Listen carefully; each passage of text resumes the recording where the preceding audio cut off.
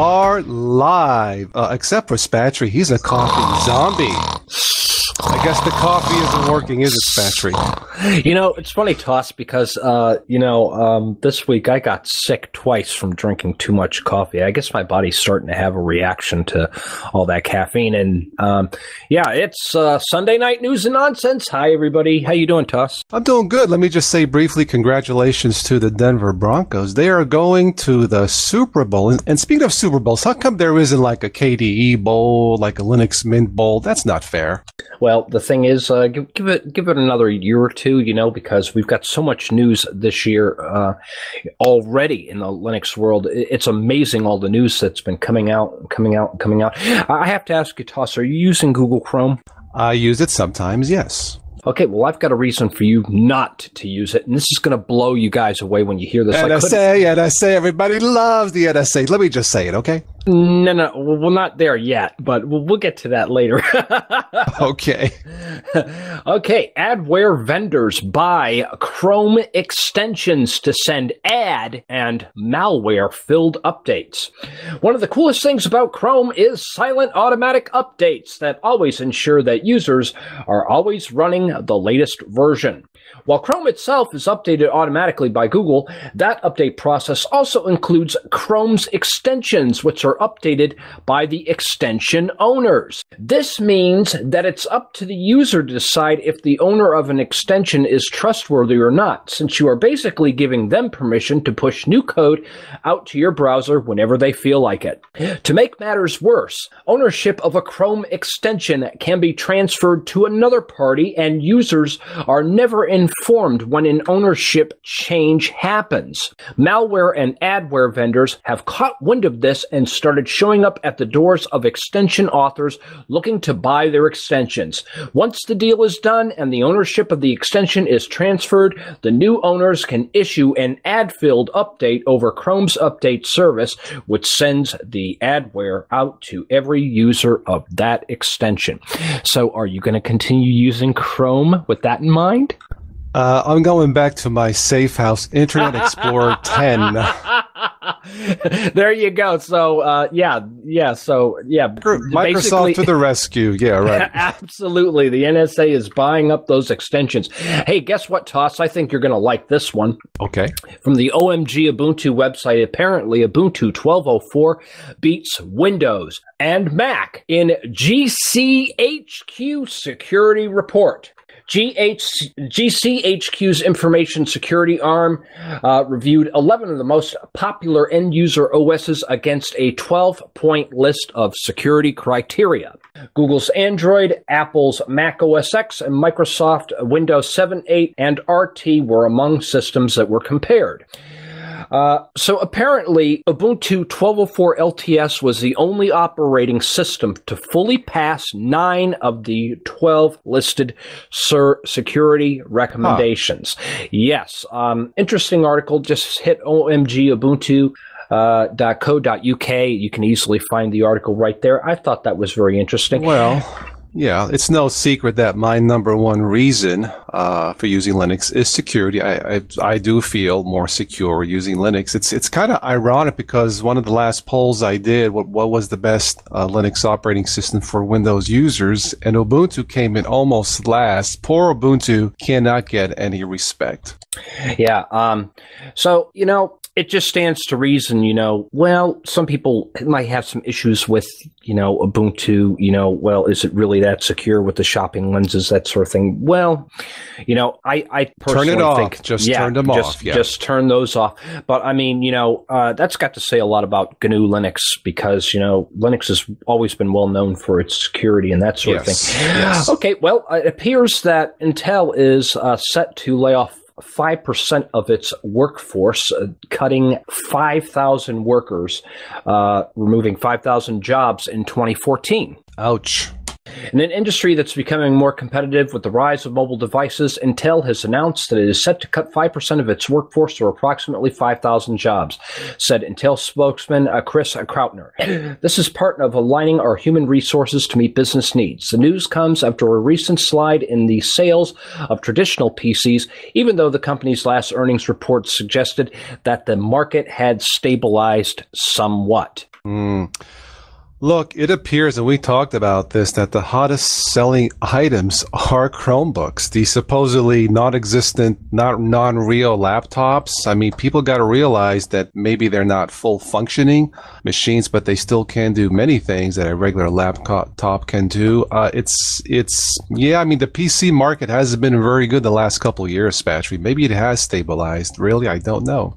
Yeah. Now, something I'd like to point out is that that some of these cuts will entail will include voluntary separations in some cases, and retirements in others. Intel's chief financial officer Stacy Smith highlighted the move by Intel to increase investments in data centers and in low-powered chips, which may be found in mobile devices. So yes, a lot of everything is going into mobile, that sort of thing. Hopefully, if you're voluntarily leaving and you're getting a severance or something like that, that could be a good thing. But if you're being, given the pink slip, well, don't know what to tell you there. Yeah, I hear you. What you got, Toss? Oh, well, let's see. I got some news here about Ubuntu. Apparently, the next version of Ubuntu, trusty tar, in the repositories, in the repository, you will be able to download the Mate desktop environment. Absolutely. I think that's terrific. Linux Mate, one of my favorites. I have that actually in two of my laptops. There's something about the old GNOME 2 look, or something that looks like it. The ability to right click on a panel, add applets like the weather and this and that. A simple version of a Linux-based operating system. Mate is very popular. I think Cinnamon will be popular, but no surprise there. So there you go. Yeah, I've always liked the ability to customize the old GNOME 2 desktop, and so they forked it. They've got the Mate desktop now. Yeah. I haven't had a chance to look at it since as it's really matured, or to play with it extensively, because I decided I was one of those people that jumped over to XFCE, and I've been happy with it, and I've been using it ever since. And I have looked at some Linux distributions that do have Mate, but never really sat down and played with it long enough, to really see what kind of changes, to see if any real improvements have been made, other than, making a few, cosmetic changes or anything to that. So, yeah. It is very newbie friendly. That's why I recommend that, along with Zorn and Ubuntu, if you want to try something different. Of course, there are other ones such as Ping iOS and so on. But yeah, check out the latest versions of Linux Mint. All right, let's see what else I have. Well, speaking of Ubuntu still, Patry, apparently we did get word, remember, was it last week, 2 weeks ago, about Ubuntu phones coming out this year by various manufacturers. Apparently there is an update that may have been postponed until next year. Somewhat disappointing. No official announcement. Yeah, one of the associates from Ubuntu hinted that it may not be this year. Nothing for sure, but that would be a bit of a disappointment. Still good news that Ubuntu phones are coming. I was kind of hoping this year, though. Well, the thing is, though, they want to wait till they have a good, solid product, and that is number one. And, yes. For the end consumer, they want a good product that's stable, that's user friendly and that sort of thing. And so, if they need to take a little bit more time, to ensure that they're putting out a good premium product, rather than, how Microsoft is, let them download updates and that sort of thing, there are some companies out there that want to put out software, that's going to work 100% and, not be a hassle for end users. And speaking of mobile devices, Apple Incorporated will provide full consumer refunds of at least $32.5 million to settle FTC complaint it charged for kids' in-app purchases without parental consent. Apple Incorporated has agreed to provide full refunds to consumers paying that minimum to settle a Federal Trade Commission complaint that the company billed consumers for millions of dollars of charges incurred by children in kids' mobile apps without their parents' consent. Apparently, they had these softwares, and we talked about this before, Toss. They had they had these softwares, for kids, and I guess that they just clicked something in the game so that they could get that extra feature. Exactly. So it sounds like a fair settlement, I would say. Yeah, absolutely. And now we can sing your favorite song, Toss. NSA, NSA, everybody loves the NSA. Well, you'll remember last week I says, that President Obama called for changes to NSA's surveillance program, and he did make a speech, and I'm going to give you some of the quotes that were stated there. Quote from the president: "We have made some important decisions about how to protect ourselves and sustain our leadership in the world while upholding the civil liberties and privacy protections that our ideals and our Constitution require." He also went on to say later on, "The reforms I'm proposing today should give the American people greater confidence that their rights are being protected, even as our intelligence and law enforcement agencies maintain the tools they need to keep us safe." Well, look, I have no problem with keeping our country secure for all of us. Now, when I mean all of us, Windows users, Linux families, I'm all for it. And I understand there may be some questionable ways to do that. Look, we are on the outside trying to speculate what really happens on the inside. So for this, I will cut the president a little bit of slack. However, what is the cost of security? Can it be too high? Evidently so. However, with me and us being on the outside, pure speculation, I feel relatively secure when I leave the house or out with my son and family. So, there is a price for that. I just hope, Spatchy, that the price is not too high. Yeah. We have no, and the thing is, I went through and I read a few articles on this, and everything that the president was saying was still kind of vague. So, how do we know that he's just not, saying a few words to ease us? Know. And behind our backs, the government's still doing the same thing. So, it's a tough call. I mean, if you're president, certain things have to be classified. I understand that. Absolutely. But how far do you go when you lose your, freedom of privacy for security? Where is that balance? Honestly, I don't know. We seem to be secure so far. If that's the price to pay, then maybe that's the way it has to be. But there's always going to be questions. So absolutely. All right, let's move on to a little bit of gaming here. Valve working on GNU Linux native open source OpenGL debugger. And Jones Super writes, OpenGL debugging has always lagged behind DirectX, mainly because of the excellent DX graphics debugging tools shipped with Visual Studio and GL being left with Appit Race. Valve's Linux initiatives are making game companies to think about OpenGL. The video game company wants to create a good open source OpenGL debugger to improve the ecosystem. AMD and NVIDIA have already expressed interest in helping them out. Valve has been developing what they call Voggle or Valve OpenGL, mostly on Ubuntu-based distributions under Qt Creator. The software currently supports tracing OpenGL 1.0 through 3.3 core incompatibility and is expected to eventually support OpenGL 4. Many more details on Voggle can be found on Valve's Rich Geldrich's blog. Okay. And in related news, Valve is open to EA putting their Origin on SteamOS. And for those of you who do not know what Origin is, this is EA's game distribution platform. And so, Valve has been, is open to the idea of Origin being able to port that over so that it will work on SteamOS so that they can have a platform with which to distribute their games. And obviously, it's going to be a great thing for the Linux community as well, because then we'll be able to get EA's games as well on our operating system. So good stuff. Well, indeed. It does appear that the future of gaming in Linux looks pretty bright. I'm curious to see where this this thing between Wayland versus Mir, how this works out in this whole display driver, video driver world. It's that remains to be seen. But I'm curious to see how this works out in the end. But as far as gaming in Linux, I don't do a lot of games in PC, as you know. Sometimes, of course, the Xbox handles all my needs. But gaming and Linux, it's here. So.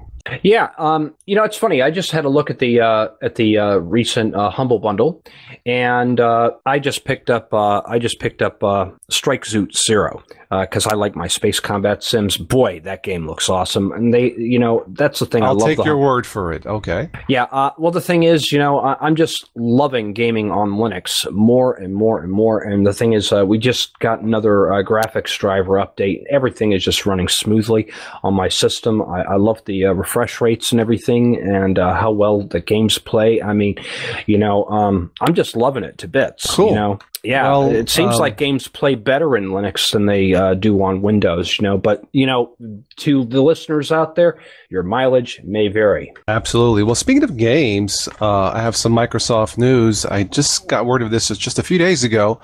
Apparently, the voice of Halo is coming to the Microsoft Xbox One and to the Windows 8 phones and mobile platform. The character of Cortana. Played by the wonderful voice actress. I want to get her name right. I believe it's Jennifer or Jen Taylor. She does the sexy voice of Cortana. Her voice, I guess it's going to be their answer to Apple's Siri, but she's going to be the voice of the Xbox One machine and the mobile platforms. Actually, Spatry, I think that's a terrific idea. I think they had other people in mind instead of Cortana. I think they had in mind Hannah Montana, Tony Montana, Joe Montana, but it just didn't work out. I would have preferred the voice of the Borg. We are the Borg. You will be assimilated into Windows 8. Resistance. Anyway. Speaking of Microsoft, earlier this morning, I should say, I was reading an article, and I couldn't believe when I saw this. They were saying that 30% of Windows users are still running Windows XP. And that leads us to our next article. ATMs face deadline to upgrade from Windows XP. Now, $1 bills, envelope-free deposit, stamp dispensers. These are a few of the features that Wells Fargo, Bank of America, JP Morgan, Chase, and other banks tout as the latest and greatest features of their fleets of ATMs. It's hardly stuff to set the heart racing. Now, inside these ATMs is a computer. And like all such devices, each one runs an OS. Well, duh. Microsoft's 12-year-old Windows XP dominates the ATM market, powering more than 95% of the world's machines, and similar percentage in the U.S., according to Robert Johnson, a marketing director at NCR, the largest ATM supplier in the United States. So, yeah, apparently, Microsoft will be selling custom tech support agreements that extend the life of Windows XP, although the cost can soar quickly, multiplying by a factor of 5 the second year, says Corolla. JP Morgan is buying a 1-year extension and will start converting its machines to Windows 7 in July. About 3,000 of its 19,000 ATMs need enhancements before the process can begin, according to spokeswoman Patricia Wexler.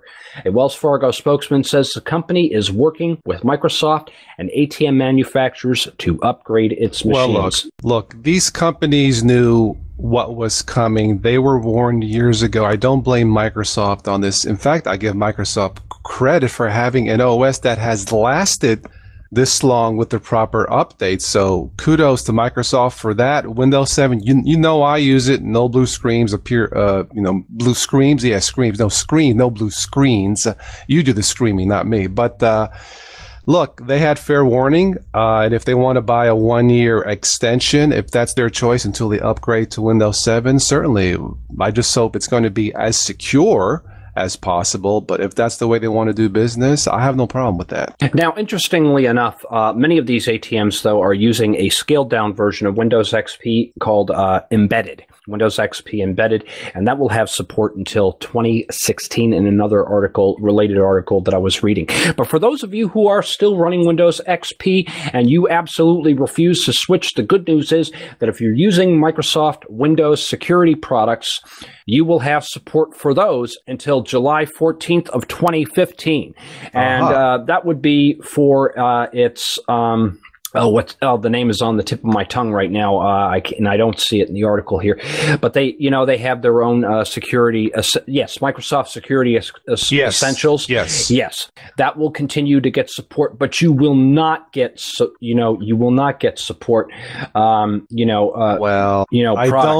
don't think it'll be the full security deal. Really, it's nice to have a little bit of like a reprieve for Windows XP users, but you really should considering upgrade to Windows 7 or maybe Linux. I mean, you'll have some of that extension, like you said, but from what I read, it won't be the full security patch, as it were. Now, get this, kids. This is from Redmond Magazine, dated just a few days ago, January 16th. Get this. Here they're going to put an end to this operating system, and this is something they should have done years ago. Microsoft quietly fixes Windows XP resource hog problem. Microsoft indicated this week that it has fixed a Windows XP resource hog problem associated with the system's service host exe process. Windows XP users affected by this problem typically found that the operating system was using up the system resources for 15 minutes to an hour after startup, making it difficult to use the machine during that period. The Microsoft Update team had vowed last month to send the holiday break tackling the issue, which has plagued some users for many years. The fix involved stopping the system from perpetually checking Internet Explorer updates. Microsoft indicated the fix was rolled out on Tuesday. Well, I suppose, Patry, in a few months, it really won't make any difference, will it?